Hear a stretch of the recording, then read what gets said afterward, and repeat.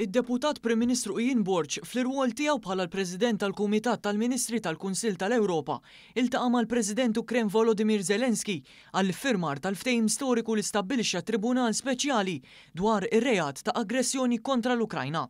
Dr. Borg ukoll ippresjeda ċ-ċerimonja tal-iffirmar l-4 filgħaxija fi Strasburgu fejn Zelensky u s-Segretarju Ġenerali tal-Kunsill tal-Ewropa Ellen Berse iffirmaw il-ftehim bilaterali li jikkonferma mill-ġdid id-determinazzjoni tal-Kunsill lejn il-ġustizzja u l-kontabilta għal poplu Ukren. Dan l-iżvilupp seħħ jum wara li d-Deputat Prim Ministru Malti mexxa s-sessjoni straordinarja tal-Kumitat tal-Ministri li approvat l-iffirmar ta' dan il-ftehim bilaterali b'maġġoranza assoluta.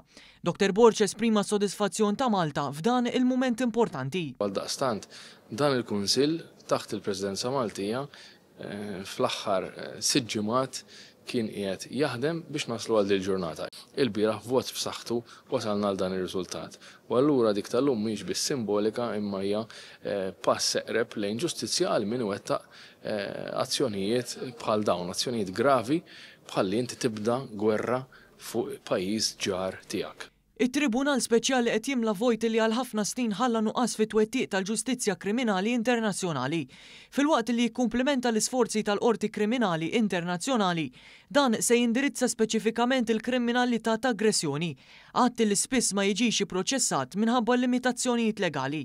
Dan l-iżvilupp jifforma parti mill-impenn tal-Kunsill tal-Ewropa għall irkupru u l-ġustizzja fl-Ukrajna u se jibni fuq ix-xogħol kontinwu tal-Qorti Ewropea tad-Drittijiet tal-Bniedem u r-Reġistru tad-Danni tal-Kunsill tal-Ewropa li diġà rreġistra aktar minn 34,000 talba. Fi żmien li ġej il-Presidenza Maltija tal-Kunsill tal-Ewropa se tiffoka fuq il-ħidma biex dan it-Tribunal jibda jopera, filwaqt li tkompli tappoġġja lill-Ukrajna permezz ta' inizjattivi multilaterali fosthom kummissjoni għat-talbiet ta' kumpens imsaħħa u twaqqif ta' fond relatat.